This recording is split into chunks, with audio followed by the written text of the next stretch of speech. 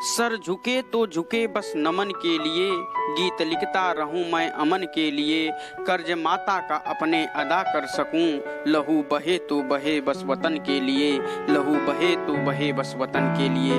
मैं सदानंद तिवारी समस्त भारतवासियों को 74वें स्वाधीनता दिवस की हार्दिक शुभकामनाएं प्रेषित करता हूं तथा उन सभी शहीदों को नमन करता हूं, वंदन करता हूं जिनके त्याग, बलिदान और समर्पण से हमारे देश को आजादी मिली। उन सभी अमर सेनानियों को नमन जिन्होंने देश के स्वाभिमान व स्वतंत्रता के लिए अपने प्राणों को न्यौछावर कर दिए। आज जो है हम जिस विषय पर चर्चा करेंगे वह विषय है स्वाधीनता आंदोलन में साहित्य की भूमिका। इस प्रकार देखेंगे कि स्वतंत्रता आंदोलन में साहित्य की क्या भूमिका रही, इस पर हमारी चर्चा होगी। चूंकि जो चर्चा हम करेंगे किन किन बिंदुओं पर करेंगे, वह बिंदु क्या हैं, उनकी क्रमशः हम चर्चा करेंगे। तो उसमें है पराधीनता का अर्थ क्या होता है, स्वाधीनता का क्या अर्थ होता है और स्वाधीनता की आवश्यकता क्यों पड़ती है, और स्वाधीनता आंदोलन में साहित्य की क्या भूमिका रही है। इन्हीं बिंदुओं पर हमारी चर्चा होगी। तो सबसे पहले देखेंगे पराधीन का अर्थ। पराधीन शब्द दो शब्दों से मिलकर बना है, पर प्लस अधीन। पर का अर्थ होता है दूसरे और अधीन का अर्थ होता है नियंत्रण में या बंधन में रहना। इस प्रकार पराधीन का अर्थ हुआ दूसरे के बंधन या नियंत्रण में रहना। इसलिए जब कभी एक शक्तिशाली राष्ट्र किसी निर्बल देश को अपने अधिकार में कर लेता है तो अधिकार में आए देश को हम पराधीन देश कहते हैं। इसी प्रकार जब हमारे स्वतंत्र चिंतन और स्वतंत्र व्यवसाय पर बंधन लगा दिया जाता है तो हम पराधीनता की श्रेणी में आ जाते हैं। कहने का तात्पर्य यह है कि पराधीन व्यक्ति न तो अपने मन के अनुसार कुछ काम कर सकता है और न ही स्वतंत्र रूप से कुछ सोच सकता है। पराधीनता जो होती है वह भय की जननी होती है। पराधीन व्यक्ति के मन में सदैव भय व्याप्त रहता है। इस भय के कारण वह कुछ भी नहीं कर पाता है और न अपने देश अथवा समाज के हित में कोई बात सोच सकता है।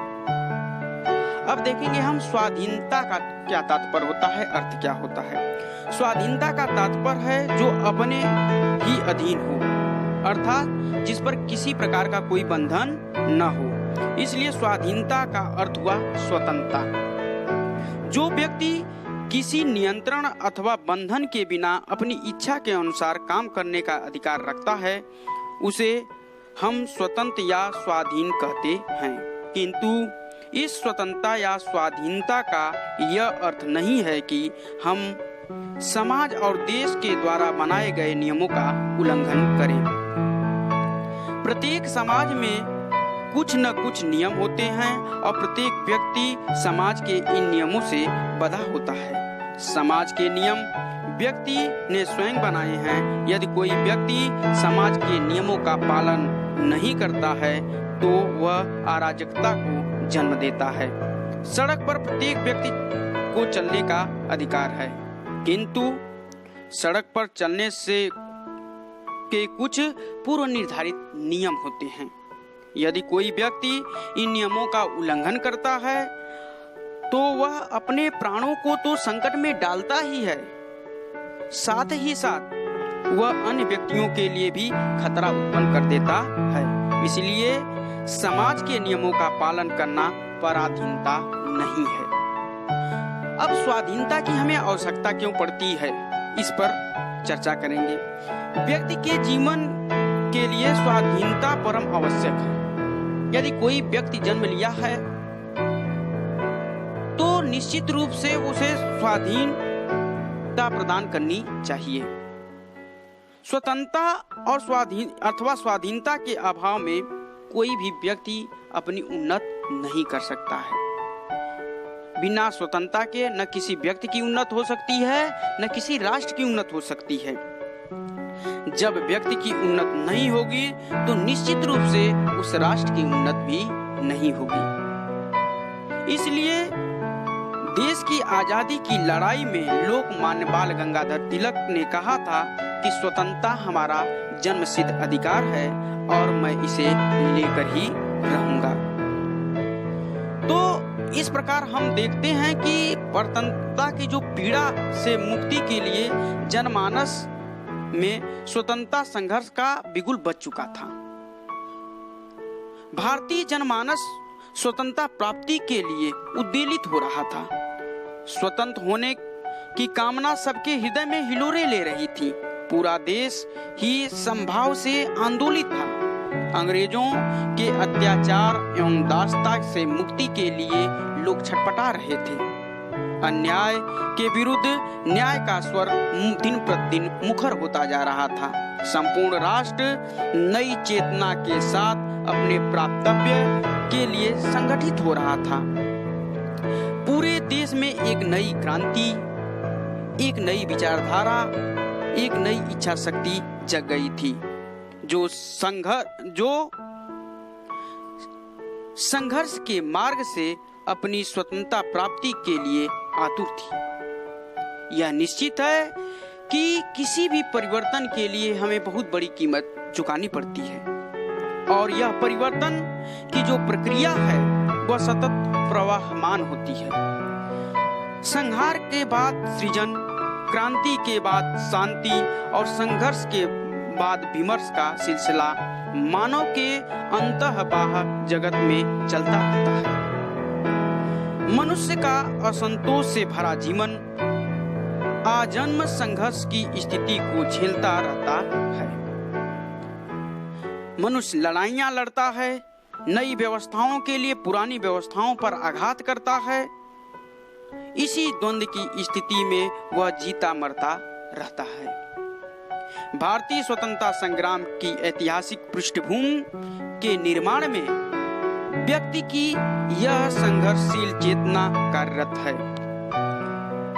गुलामी की बंधन को तोड़कर उन्मुक्त होने की कामना ने 1857 में क्रांति की नई जमीन को खोज निकाला।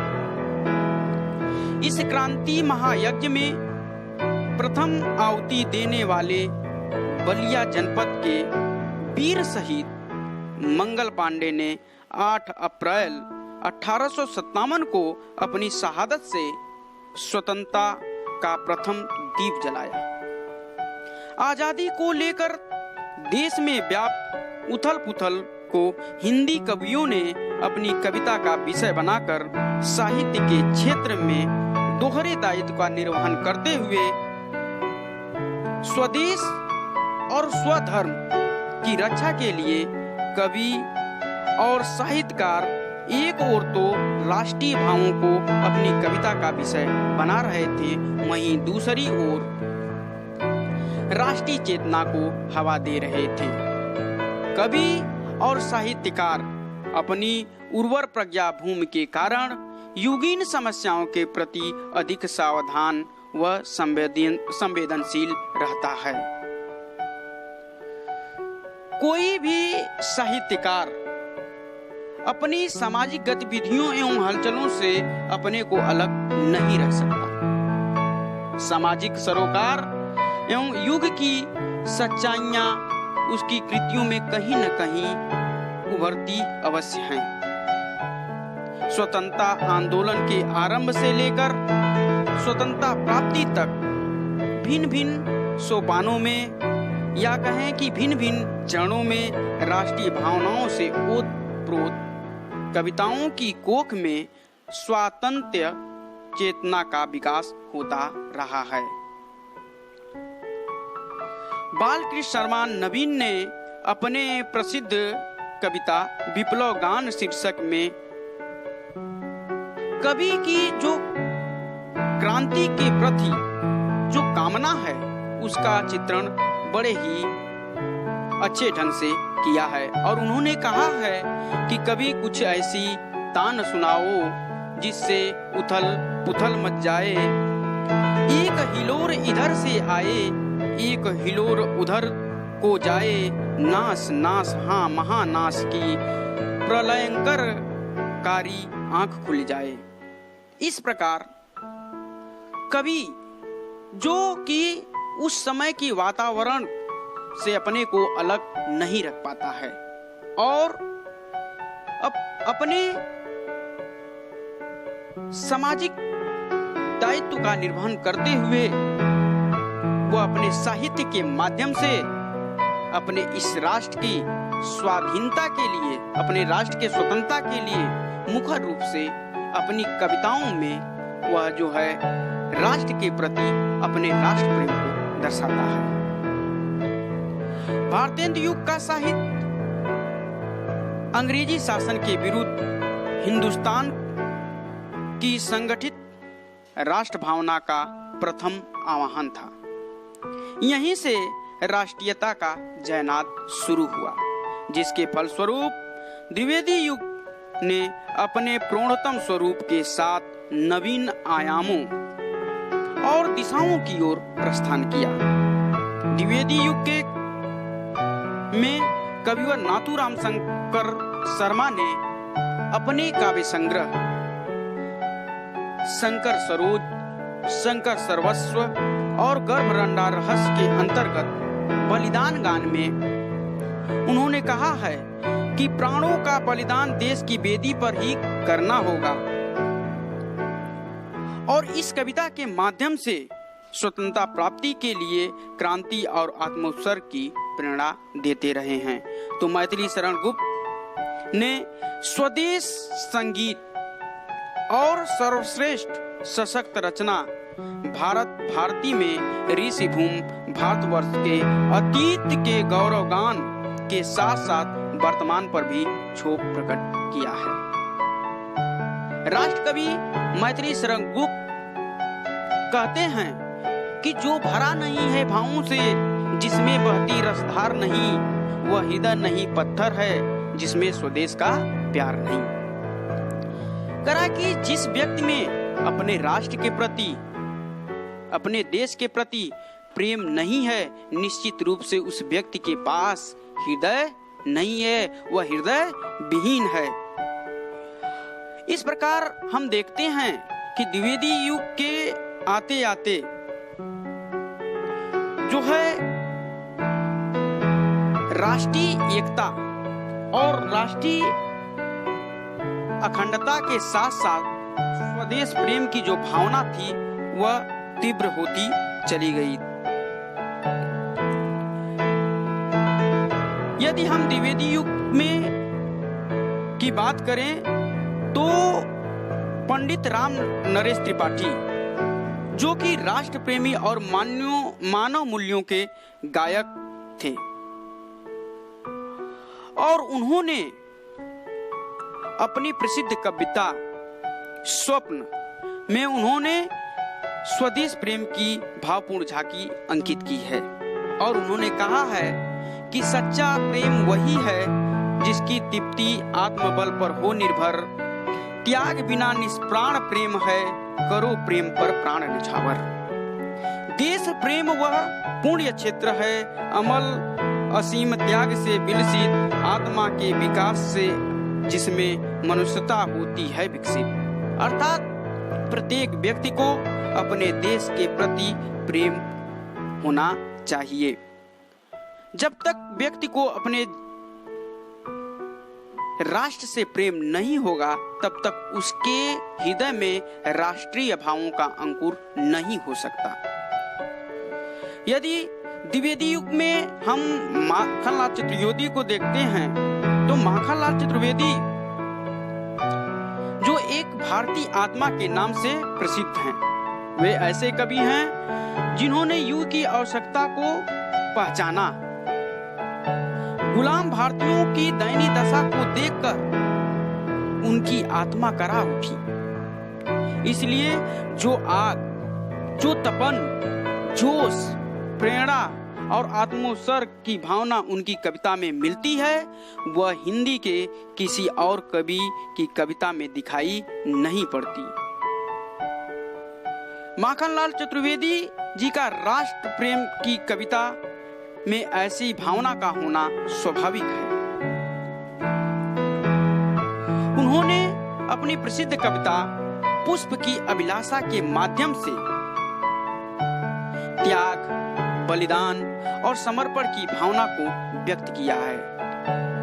वे कहते हैं कि चाह नहीं मैं सुरबाला के गहनों में गुथा जाऊं, चाह नहीं प्रेमी के माला में बिंद प्यारी को ललचाऊं, चाह नहीं सम्राटों के सौ पर हे हरि डाला जाऊं, चाह नहीं देवों के सिर पर चढ़ूं भाग्य पर इठलाऊं, मुझे तोड़ लेना बनमाली उस पथ पर देना तुम फेंक, मात्र भूमि पर शीश चढ़ाने जिस पथ पर जावे वीर अनेक। माखनलाल चतुर्वेदी जी एक पुष्प के माध्यम से त्याग और बलिदान की भावना को इस प्रकार व्यक्त किया है कि निश्चित रूप से उनका जो है राष्ट्र के प्रति प्रेम उजागर होता है। एक भारत के पुष्प की यह अभिलाषा है कि मुझे न तो सम्राटों की सौ पर फेंका जाए, न मुझे मंदिर में चढ़ाया जाए। मेरी अंतिम अभिलाषा यही है कि मुझे उस पथ में फेंका जाए जहां पर जिस पथ से हमारे जो वीर सेनानी हैं, जो वीर सैनिक हैं, वह अपने राष्ट्र की रक्षा के लिए जाते हैं, उन्हीं पथ पर मुझे फेंक दिया जाए। और निश्चित रूप से जब उनके पैरों से मेरा स्पर्श होगा तो निश्चित रूप से मेरा भी राष्ट्र के प्रति जो मेरा कर्तव्य है वह पूरा हो जाएगा। इस प्रकार माखनलाल चतुर्वेदी जी यह दर्शाना चाहते हैं कि प्रत्येक व्यक्ति का अपने राष्ट्र के प्रति कर्तव्य होता है। तो इसलिए प्रत्येक व्यक्ति को अपने राष्ट्र के प्रति प्रेम, बलिदान, समर्पण और त्याग की भावना से ओतप्रोत होना चाहिए। आगे हम देखते हैं कि धीरे धीरे जब द्विवेदी युग के बाद छायावाद युग का आगमन होता है तो छायावादी कवियों ने राष्ट्रीयता के रागात्मक स्वरूप को प्रमुखता दी और उसी परिधि में अपने कविताओं की सृष्टि की। निराला जी ने अपनी प्रसिद्ध कविता बरदे भीड़ा वादनी में लिखते हैं कि बरदे भीड़ा वादनी बरदे, प्रिय स्वतंत्र रव अमृत मन नव भारत में भर दे। निराला जी माँ सरस्वती से वंदना करते हैं कि हे माँ सरस्वती, हे भीड़ा वादनी,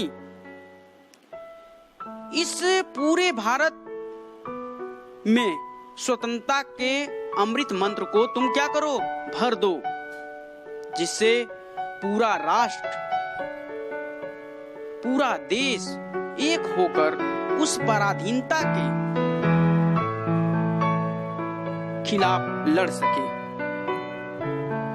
तो प्रसाद जी भी अपने प्रसिद्ध नाटक चंद्रगुप्त में लिखते हैं कि अरुण यह मधुमय देश हमारा, जहां पहुंच अनजान क्षितिज को मिलता एक सहारा। अपने राष्ट्र के गौरव का गान करते हैं और आगे कहते हैं कि हिमाद्रि तुंग सिंह से प्रबुद्ध शुद्ध भारती, स्वयं प्रभा समुज्जला स्वतंत्रता पुकारती। अमर वीर पुत्र हो, दृढ़ प्रतिज्ञ सोच लो, प्रशस्त पुण्य पंथ है, बढ़े चलो बढ़े चलो। इस प्रकार प्रसाद जी अपनी कविताओं के माध्यम से इस देश के वीर जवानों का उत्साह वर्धन करते हैं और एक नई दिशा इस राष्ट्र को प्रदान करते हैं। इस प्रकार हम देखते हैं कि अपनी कविताओं के माध्यम से अपनी राष्ट्रीयता की भावना को प्रसाद जी ने बहुत अच्छे ढंग से मुखरित किया है। इस प्रकार हम देखते हैं कि स्वतंत्रता आंदोलन के उत्तरोत्तर विकास के साथ हिंदी कविता और कवियों के राष्ट्रीय रिश्ते मजबूत हुए हैं। राजनीतिक घटनाक्रम के कवियों के तेवर बदलते रहे और कविता की धार भी धीरे धीरे तेज होती गई है। आंदोलन के प्रारंभ से लेकर स्वतंत्रता प्राप्ति तक हिंदी काव्य संघर्षों से जूझता रहा है। स्वाधीनता के पश्चात राष्ट्रीय कविता के इतिहास का एक नया युग प्रारंभ हुआ।